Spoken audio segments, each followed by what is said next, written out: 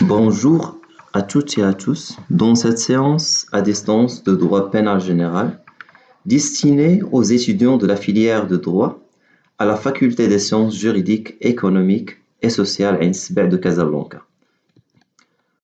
Au cours de cette première séance, nous allons entamer le chapitre de l'infraction, à savoir les éléments constitutifs de l'infraction et la classification des infractions du droit pénal. L'infraction est un acte ou une omission interdit par la loi sous menace d'une peine. La plupart des infractions sont des actes positifs, exemple le meurtre, le vol, etc.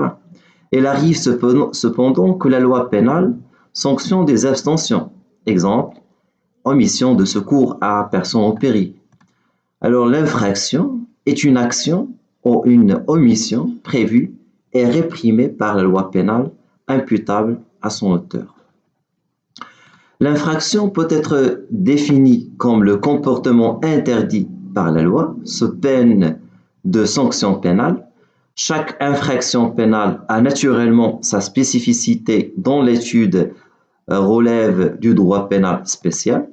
Cependant, au-delà de leur diversité, les infractions s'articulent autour de constantes fondamentales sans lesquelles il n'est point de responsabilité pénale. On veut parler ici des éléments constitutifs. Par ailleurs, en poussant plus loin l'effort de synthèse, il permet d'opérer une classification des infractions en plusieurs catégories au régime juridique bien défini. C'est l'objet d'opérations de ce qu'on appelle de qualification des infractions.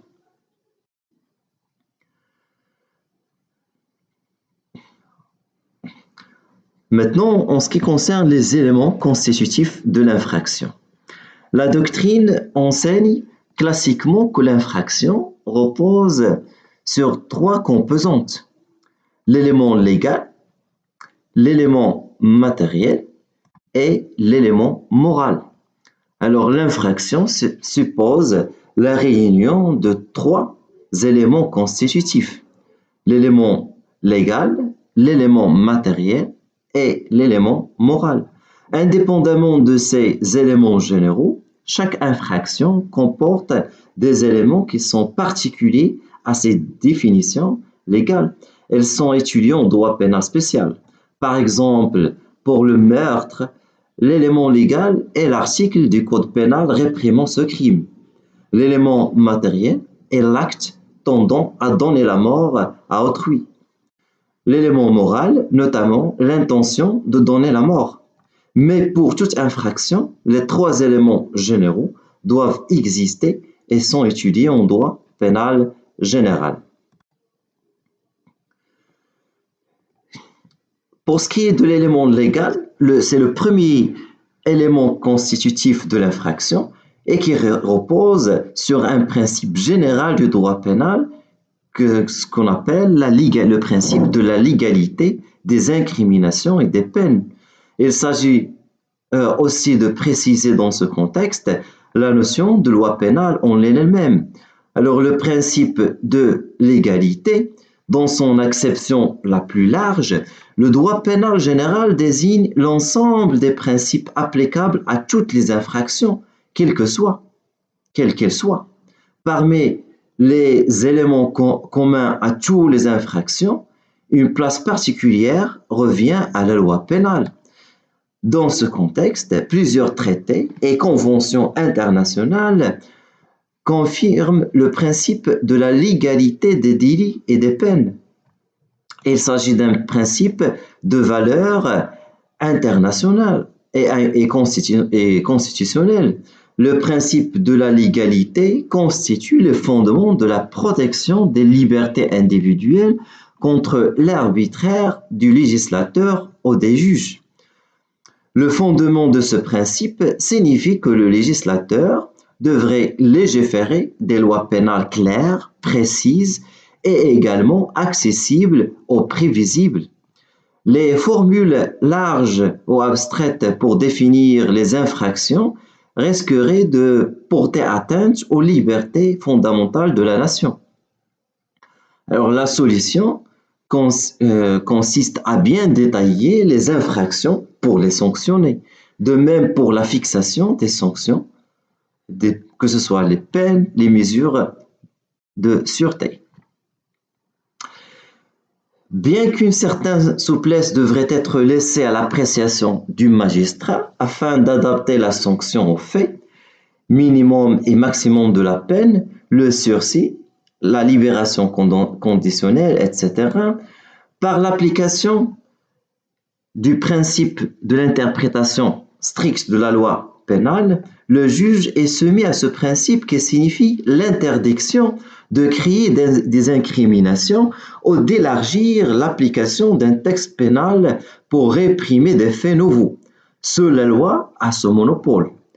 Et comme dit affirmé Montesquieu dans une formule demeurée célèbre, que les juges ne devraient être que les bouches qui prononcent les paroles de la loi. Pour Beccaria, aucun magistrat qui fait partie de la société ne peut sans injustice infliger de son chef des châtiments contre un autre membre de la société, car une peine qui dépasse la limite fixée par les lois représente la loi injuste, plus une autre peine.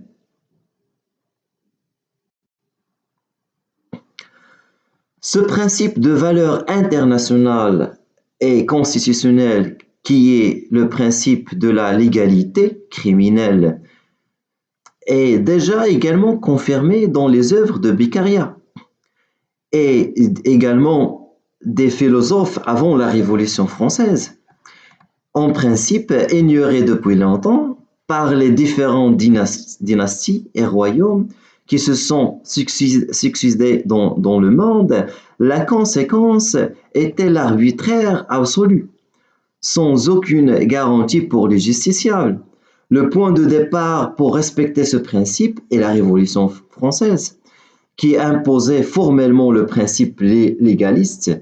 En effet, l'article 8 de la Déclaration du droit de l'homme et des citoyens de 1789 affirme que la loi ne doit établir que des peines évidemment et strictement nécessaires.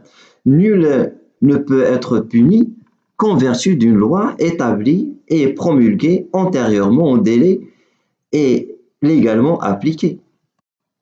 Le premier code pénal français de 1810 reprenait ce principe dans son article 4. Au Maroc, avant 1912, le droit musulman connaissait ce principe par sa référence au Coran et les agissements du prophète Mohammed sur lui la prière et le salut de Dieu. Ce principe était réaffirmé par les différents codes introduits par le protectorat qui ne concernaient que les ressortissants étrangers. C'est le code pénal de 1962 qui consacrerait ce principe d'une façon solennelle. Le code pénal marocain s'est inspiré de cette tendance et l'article 3 prévoit expressément « Nul ne peut être condamné pour un fait qui n'est pas expressément prévu comme infraction par la loi, n'est puni de peine que la loi n'a pas édictée. » Dans le même sens, l'article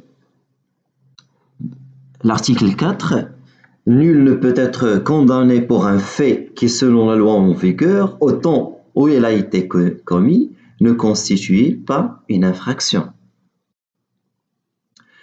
Ces dispositions traduisent clairement qu'il n'y a pas d'infraction ni de peine sans texte de loi, bien sûr.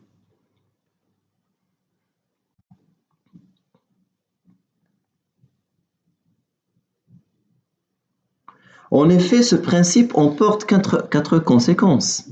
La première conséquence, c'est que ni infraction ni peine sans texte légal. C'est ce qu'on appelle l'interprétation stricte de la loi pénale.